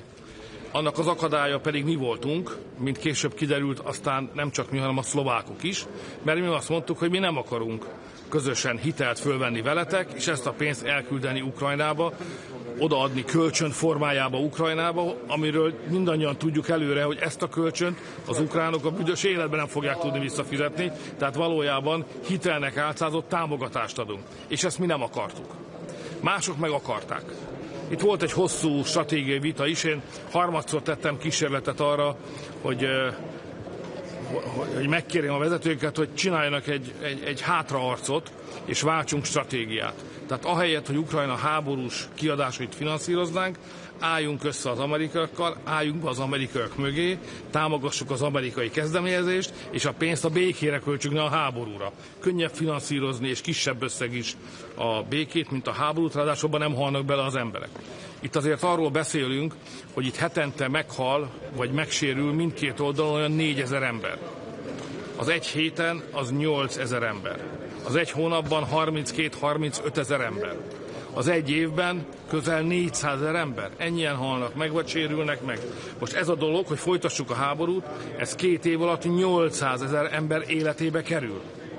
Most ha nem beszélek, hogy ezek keresztény emberek ráadásul, és közben a kontinens másik felén, a nyugati oldalon meg ömlenek be a más civilizációból érkező migránsok, és egy népességcsere zajlik Európában, tehát rengeteg probléma van ezzel, túl az emberi fájdalmon, de itt mégiscsak azt döntöttük, hogy egy olyan háborút fogunk támogatni, amiről most tudjuk, hogy körülbelül 800 000 ember meg fog halni, vagy megsérül ekkor lesz a veszteség. Tehát ezek nehéz döntések, és a szlovákok nagyon erősen szembe mentek ezzel, mi magyarok is, ahogy szoktunk, és a Babis miniszterelnök úr a csehek részéről is bejelentette, hogy a cseh kormány nem akar pénzt küldeni Ukrajnába. Úgyhogy kialakult egy helyzet, mi hárman voltunk azok, akik nélkül ez nem jöhetett volna létre, hiszen egyhangúság kellett volna, és akkor azt a megoldást választottuk, hogy miután nem tudtuk őket meggyőzni, hogy álljanak el a tervüktől, egyszerre megakadályozni a németet, az olaszt, meg a franciát abban, hogy valamit keresztül vigyen, nagyon nehéz, ezért mi azt kértük, hogy ha ők erre a vonatra föl is szállnak, mi meg nem akarunk erre egy jegyet váltani, akkor nekünk ne kelljen felszállni erre a vonatra. Ezt opt-outnak hívják itt, vagy kivételnek, vagy mentességnek, úgyhogy mi ebből kimaradtunk. Tehát most egy hadikölcsön jött létre, tehát az történik, hogy az Unió Csehországot, Szlovákiát és Magyarországot kivéve, az összes tagállam összeáll egy hitelnyújtó közösségé, uniós pénzt is felhasználva egy hadikölcsönt adnak az ukránoknak. Mi ebből kimaradtunk. Ez a hadikölcsön sose fog visszajönni, és akkor ennek a kamatait és a tőkejét is azoknak kell majd kifizetni, akik egyébként ezt a hadikölcsönt nyújtották. Nekik kell ezt majd bekárolni. Úgyhogy nagyon sok milliárd forinttól mentettük meg Magyarországot. Igaz, hogy ezt most valószínűleg egy hosszú távú kölcsön formájában fogják nyújtani a hadikölcsönt. Ezzel a nyilvánvalóan bebukó kölcsön terhét talán nem a mostani döntéshozók, hanem a gyerekeik meg az unokáik fogják fizetni hosszú-hosszú éveken keresztül. Tehát úgy is fogalmazhatnék, hogy megmentettük a gyerekeinket meg az unokáinkat attól, hogy egy elhibázott háborúba hadikölcsön formájába küldött pénzért majd nekik kelljen később helytállniuk. Hát ez történt a fő témában. Nézem, hogy van-e még valami. Igen, ha a hadikölcsön, amit majd nem fognak visszafizetni, azt nekünk kellene helytállni, az Magyarországra 400 milliárd forintot terhet jelentene. Tehát a gyerekeinket és az unokáinkat most 400 milliárd forint tehertől sikerült megszabadítanunk. Fontos az is, hogy összeállt a V3, együtt léptek föl szlovákok, csehek és magyarok. Ez biztató, folytatni fogjuk az együttműködést. A rossz hír az, hogy bár mi kimaradtunk ebből az egészből, de a hadikölcsön révén megsegítették az európai vezetők a háborút, és folytatódik a háborús készülődés. Összességében tehát a háborús fenyegetés szempontjából csak rossz híreim vannak, és csak rossz tapasztalataim. Hogy mi ebből kimaradunk, az a jó hír. Miniszterelnök úr, nem tudom, sikerült mindent elmondanom. Bocsánat, fáradt vagyok, éjszaka van és hosszú ilyenkor, bocsánat. Igen. Az amerikai... 9-kor kezdtünk, most hány óra van? 3? Ilyen ez. Az amerikai béketörekvések egyáltalán szóba kerültek, vagy abszolút csak jogi, technikai? Pozitív említésben csak én hoztam szóba, kifejezetten azt javasoltam az Uniónak, mondtam, hogy most harmadszor teszek kísérletet, hogy váltsunk stratégiát. Tehát a háborús stratégia helyett álljunk be az amerikai békekezdeményezés mögé. És abban a pillanatban hamarabb lesz béke olcsóbb, mint a háború, nem kerül emberéletbe, és így tovább. De ezt láthatóan erre nincsen fül, és itt rajtam kívül mindenki, aki megszólalt, az amerikai közreműködést inkább problémának látta. Rossz hírnek sem, mint jónak. Tehát itt az amerikaiak föllépése a béke ügyében az inkább negatív összefüggésben van. És mivel magyarázza, hogy hogyan fordítja le, hogy Európának döntő része, hogy legalábbis a vezetőik így gondolkoznak? Háborúzni akarnak, és a mostani döntés azért, elnézést, hogyha elkalandoznék, a mostani döntés azért is nagyon veszélyes, mert ezt a pénzt, amit most hadikölcsönként odaadnak, nyilvánvalóan el fogják bukni. Egy elbukott hadikölcsönt egyetlen módon szerezhetsz vissza, ha te győzöl a háborúba. És ilyenkor már futsz a pénzed után. Tehát egyre több érv jelenik meg arra, hogy Európa közvetlenül vegyen részt a háborúba, segítse Ukrajnát győzni, és győzzék le Európa és Ukrajna együtt Oroszországot. Ez a motiváció egyre erősebb. és egyre inkább pénzügyileg is motivált. Mert nem fogja tudni az Unió visszaszerezni eddig odaadott 160-180 milliárd eurót, most még odaad 90-et, ezt sose fogja visszakapni. Csak akkor, ha győz. Ezt úgy lehet csinálni, hogy a legyőzöttől elveszed, mint hogy tőlünk elvették. Első világháború végén németek, magyarok, háborús jóvátétel. Második világháború, mi vesztettünk, elvették tőlünk, háborús jóvátétel. Ha nem győzöd le az ellenfelet, nem kapod vissza a pénzedet. Ezért egyre inkább motiváltak az európai vezetők, hogy Ukrajnával közösen legyőzzék az oroszokat, és visszavegyék a pénzt. Ezért mondom, hogy sodródunk bele egy háborúba. Az orosz vagyonok kérdése véglegre került a napirendről? Mi volt? Azt mondták, hogy majd még vizsgálgassák.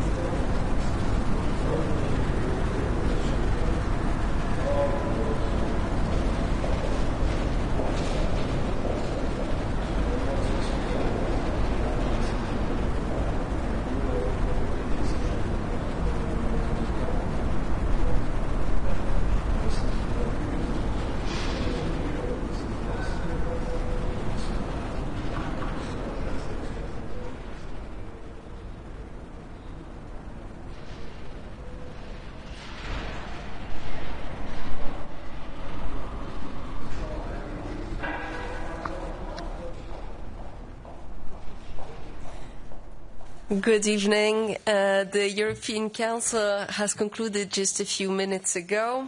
I have the pleasure to welcome on stage the President of the European Council, Antonio Costa, the President of the Commission, Ursula von der Leyen, and the Prime Minister of Denmark, Mette Frederiksen. They will inform you on the outcomes of the meeting today, and I will immediately pass the floor to President Costa. Dear Ursula, dear Mette, good evening. We committed and we delivered.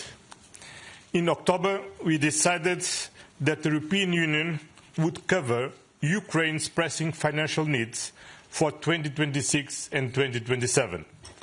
Last week, we decided that Russia would not get its assets back until Moscow ends its aggression. Today, we approved a decision to provide 90 billion euros to Ukraine for the next 2 years. As a matter of urgency, we will provide a loan backed by the European Union budget. This will address the urgent financial needs of Ukraine. And Ukraine will only repay this loan once Russia pays reparations. The Union reserves its right to make use of the immobilized asset to repay this loan. At the same time, we gave a mandate to the Commission to continue working on the reparation loan based on Russian immobilized assets. On top of that, we have agreed to roll over our sanctions against Russia. Our goal is not to prolong the war. In fact, today's decisions are a crucial contribution to achieve a just and lasting peace in Ukraine. Because the only way to bring Russia to the negotiation table is to strengthen Ukraine. Today's decisions will provide Ukraine with the necessary means to defend itself and to support the Ukrainian people. The message we are sending to Russia today is crystal clear. First, you have not achieved your objectives in Ukraine. Second, Europe stands with Ukraine today, tomorrow, and as long as necessary. Third, Russia must come to the negotiation table in a serious way and accept that it will not win this war. Because the only way forward is a ceasefire and a negotiated peace. Our political and financial support to Ukraine will not falter in war, in peace, in reconstruction. We are committed to building a free and prosperous Ukraine within the European Union. Turning now to the rest of our agenda, I would like to say a few words about our long-term budget. The European Union has set an ambitious agenda for itself, focused on security, competitiveness and social cohesion. We need a budget that gives us the means to achieve our ambitions. This morning, Ursula and I started the day by meeting representatives of farmers, while many were gathered here in Brussels. We listened to their concerns, and I want to tell them Europe is on your side. Europe will continue to support you, because everybody around the table of the European Council recognizes the strategic importance of farming. Protecting European farmers, protecting food security is a fundamental objective of the Union, and we will address it in the upcoming budget negotiations. The European Commission proposals are a very good starting point for the discussion. A new architecture fit for a new reality. Thank you very much for your contribution. Work now needs to continue on that basis. Time is of the essence. Our work will continue at pace. We need to create the conditions to reach an agreement by the end of next year. This is key to ensure we have enough time to implement our decisions, to adopt the legal acts, to prepare our administrations for the next budgetary cycle in 2028. Finally, I want to commend the excellent work carried out by the Danish presidency under your leadership, dear Mette. Some remarkable steps have been taken during these last 6 months. A strong push to strengthen Europe's defense and security, cutting energy supplies from Russia, and important progress on cutting red tape and bolstering our competitiveness.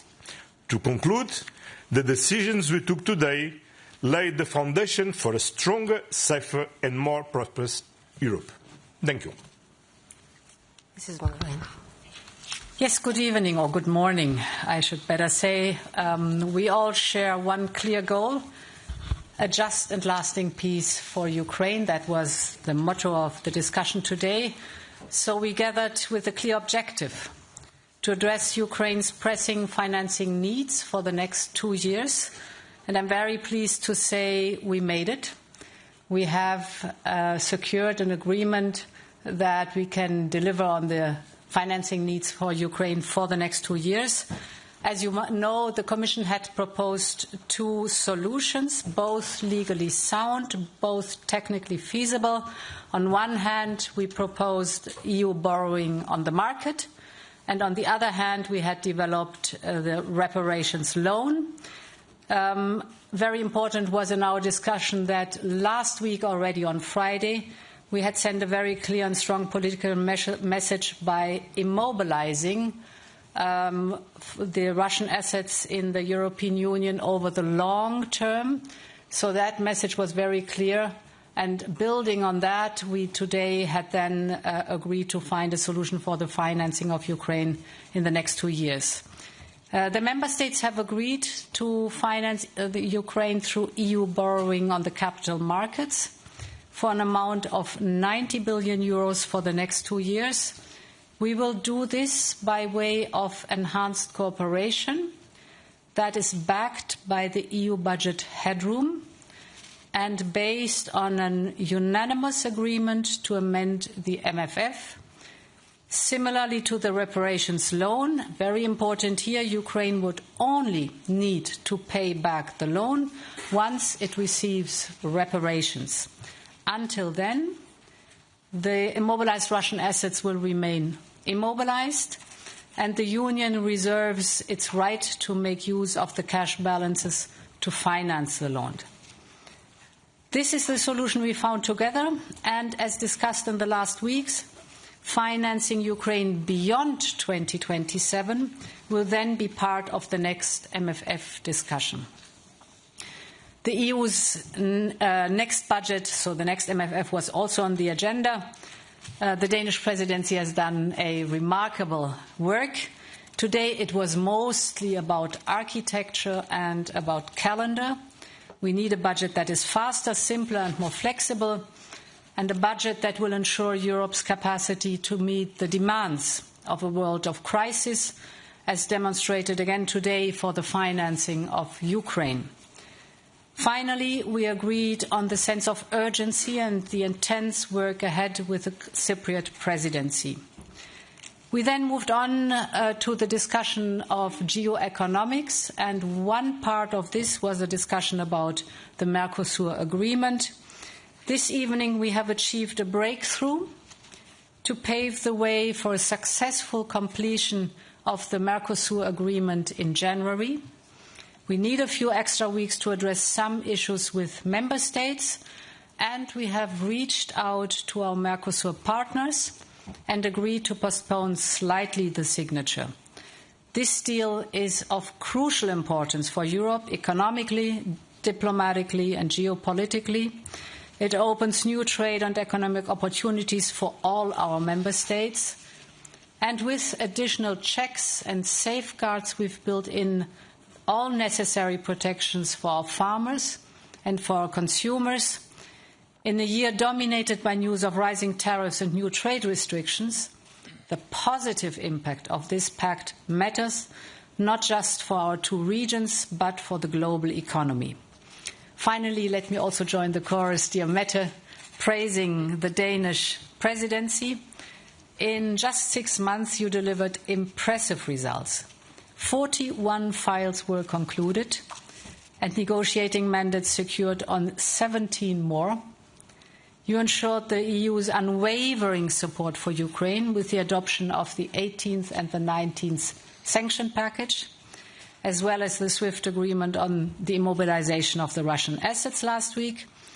Together we made history with the agreement on Repower EU, our roadmap to full energy independence from Russia, and with the 2040 climate target. Thanks to your work on migration, we were able to effectively kickstart the implementation of the Pact for Migration and Asylum, notably with the progress on the return and safe countries of origin legislation just agreed. And you also strengthened Europe's defence by securing a much-awaited agreement on the European Defence Industry Programme, EDIP, and the Defence Omnibus. And you made significant progress on simplification with agreement on several omnibuses, making life easier for companies across Europe. And last but not least, you successfully steered the initial work on the next EU budget. So you laid a very solid foundation for the next presidency to come. And I think the achievements that I've just described speak volumes about your leadership and your commitment to the European Union. Many thanks for that. Prime Minister. Thank you so much, Antonio and Ursula. When we opened our presidency in Aarhus, I said that Europe is facing the greatest challenges since the end of the Second World War. Russia's brutal war against Ukraine, hybrid attacks, a global uncertainty, and therefore it has been a key priority for Denmark during the presidency to make, or at least to do our part, to ensure that Europe is as strong as possible and, of course, to support Ukraine. Today's task, as you have already heard, was to find stable financing for Ukraine for the next 2 years.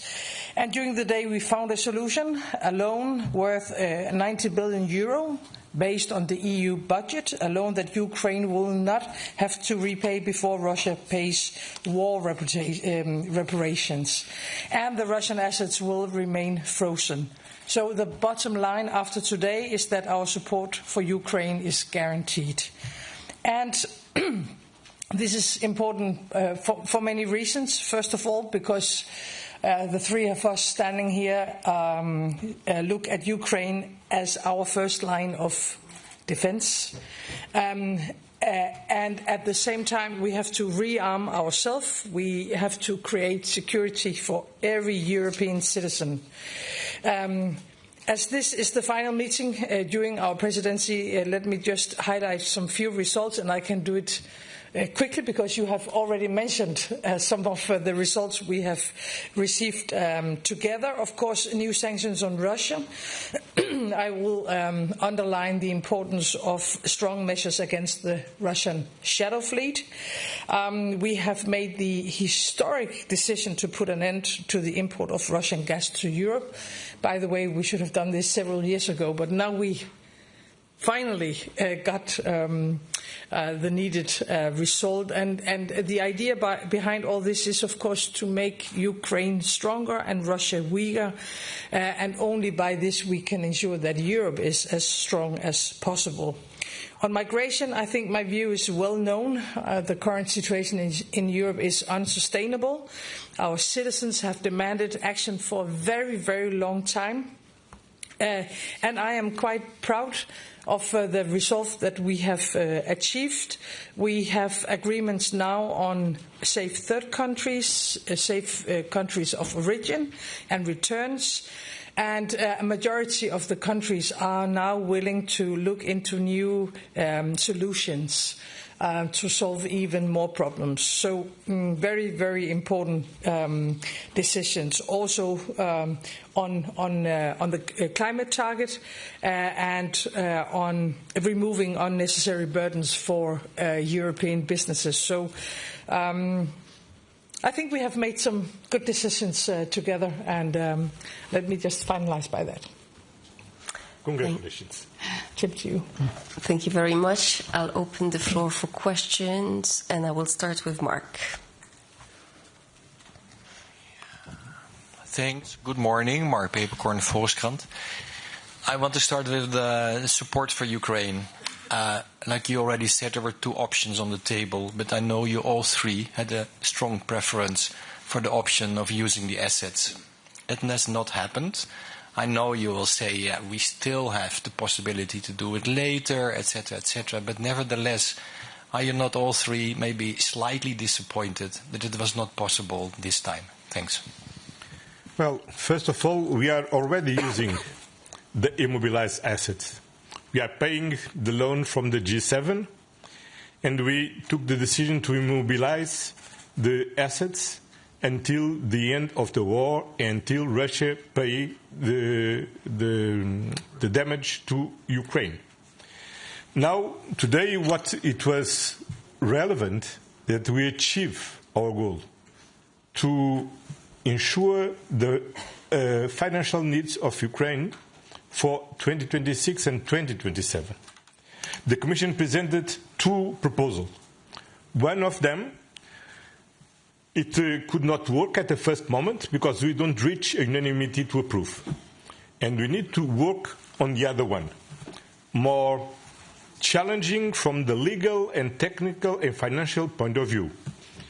In this European Council, we reach unanimity to ensure immediately this loan that clarify that we have a clear solution to support Ukraine, and at the same time we can continue to work on to address all the legal, technical issues that we need to address to implement the reparation loan. So we had a very clear goal that was securing the financing for Ukraine. That is the utmost importance. 90 billion for 2 years. If we would not have had this tasking to put on the table two options for the financing for Ukraine, my guess is we would not have had the courage or the political momentum to permanently immobilize the Russian assets. That's the big win. Because, as you know, before that, every 6 months there was a threat that just one member state not agreeing to the sanctions anymore, the rollover of the sanctions, the immobilized Russian assets would have been gone. Now they are secured for good and can only be mobilized again with a qualified majority. So that was, I think, the most important part in it. And then, indeed, with all the discussions and the different risks, it was a combination that evolved. the borrowing against the headroom on one hand, but indeed also the fact that Ukraine has only to pay back the loans if Russia pays reparations. If this is not the case, Ukraine does not have to pay back the loans. So in the result that we concluded on like an hour ago, so it's almost a combination of the two models. And for me, the most important thing is that if the urgent need for financing is now concluded on. It's guaranteed for the next 2 years. Ukraine will receive the money that they need. And when we found a way to build a bridge between the two models, I preferred one model when we started the meeting, but I think the conclusion is quite good.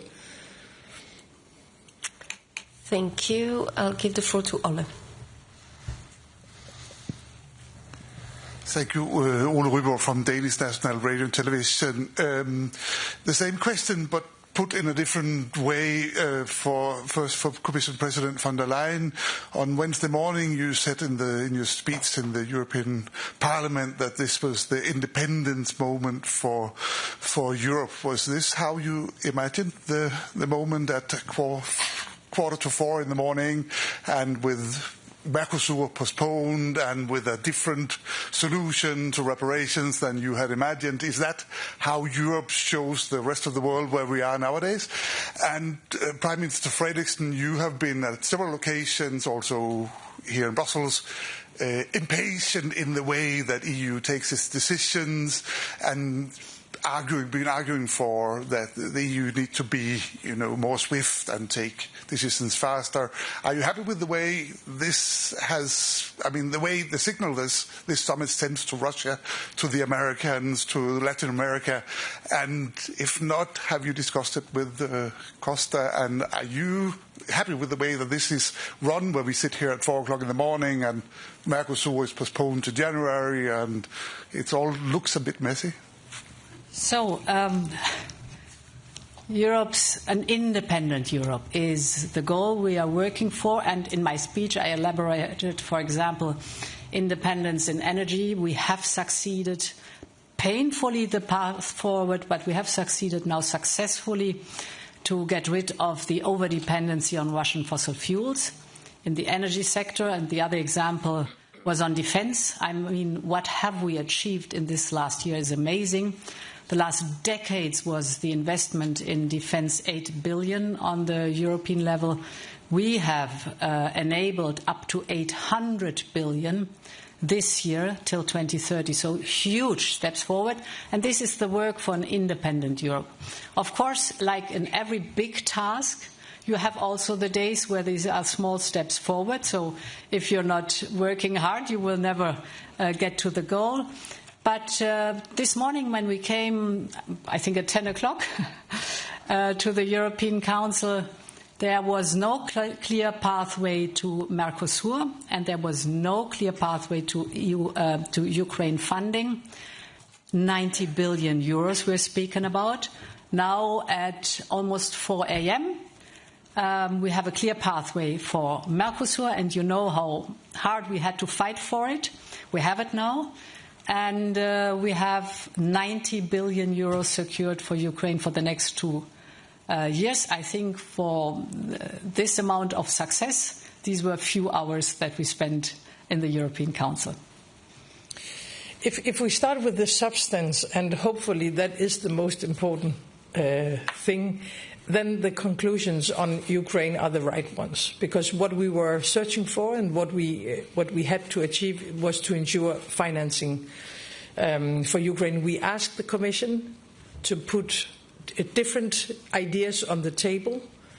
I'm not surprised that it's difficult to have 27 different countries to agree on a very, very big decision. Now it sounds like it's just something that you do during a night, but ensuring another country 90 billion euro for the next 2 years, I don't think it has ever been seen before in our history. So it's quite something to achieve. And as you know, there are a lot of people outside the European Union and unfortunately also inside the European Union who tries to divide us. It is getting more and more difficult, and I think this will continue. I mean, until now we have stayed almost totally united, even though a war has been going on for almost 4 years, and so of course we need time to manage to take the right decisions fast. Knowing that, unfortunately, some countries do not support what we think is the right thing to do for our common Europe. But we managed, and we will do so next time. But my guess is that things will be more difficult from now on, because look at how elections are going and how things, unfortunately, are changing in these years. But going back to the substance, now there is financing for Ukraine for the next 2 years. That was our goal. That is what we have achieved. Well, frankly speaking, I don't like to be here at 4 o'clock in the morning, but I presume that I'm not very original on this. But I like that we deliver, first of all, to finance Ukraine for the next 2 years, 90 billion euros. And to decide that Ukraine will pay only when they receive the payments from Russia for their damages. And we keep the assets immobilized until Russia pays to Ukraine, and then Ukraine can pay us the loan. And I like that we have now, after 26 years, negotiating the Mercosur, now we have agreed to sign, not on Saturday, but 3 weeks later. I think the world don't lose a lot with these 3 weeks after 26 years. Then this I like, and I like very much that we are united on our diversity, and in spite of all our difference, we reach to take decisions even on unanimity when it's necessary. Thank you. David. Thank you very much. David Carretta, Radio Radicale, Italian Radio. Tonight, if I understood well, you have adopted conclusion at 25, not 26 anymore on Ukraine. So 1 country less.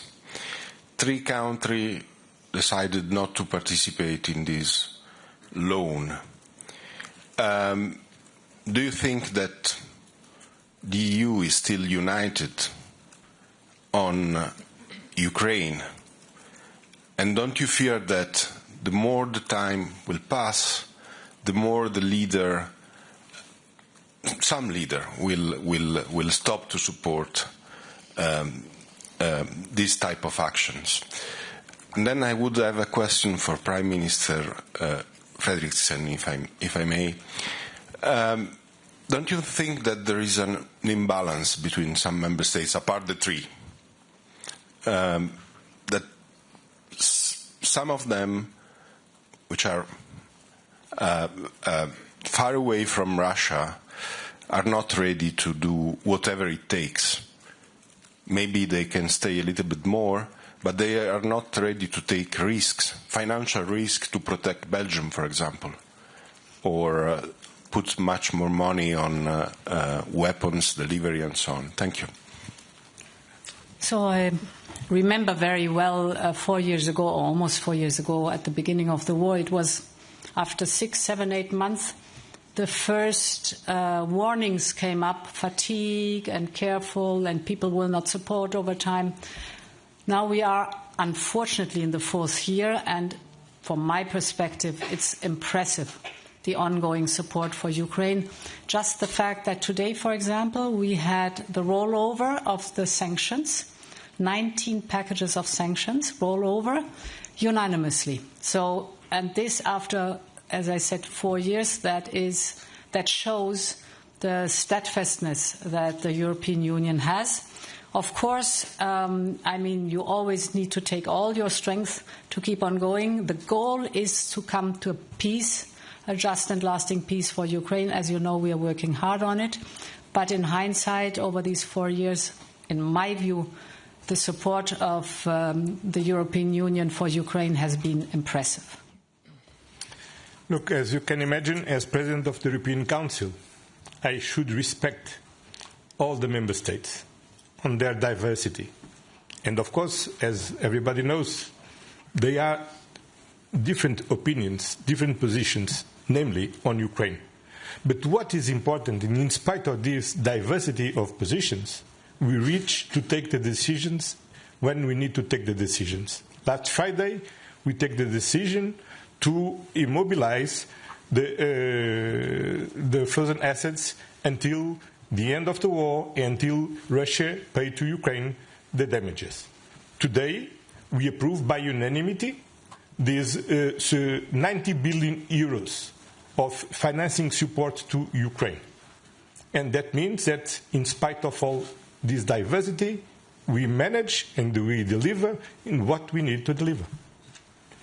I think I will put it this way: as long as we are able to take the necessary decisions, then we are united. So I'm looking in the results and the conclusions, and today is a good example that when something is necessary, then we are able to deliver. But at the same time, we have to say that many governments and leaders are under a growing pressure in their national political discussions, parliaments, and so on. It is changing in Europe, unfortunately, and I have to say this is what Putin is hoping for. The combination of some kind of war fatigue with a hybrid war that brings a lot of uncertainty and insecurity into our societies. That is what he has been planning for. So we have to stick together, and we have to do what is necessary. If I can be very honest, I mean, before the war started, it was quite clear that the countries on the eastern flank and the countries who have very bad historical experiences with Russia were the first ones to know what was coming to us. But after 4 years of war and now a hybrid war going on against all of us, then I don't think it has any. I mean, there's no idea of looking at Russia from a eastern or western or northern or southern perspective, because they are threatening the entire European continent and, of course, unfortunately, also our European Union. So for me, it's not a question about belonging to the eastern flank or being in the northern part. We have to recognize that they consider themselves as in a conflict with us. And therefore, we have to stick together and do what is needed. Yeah, we'll take one final question, and I'll take Laura.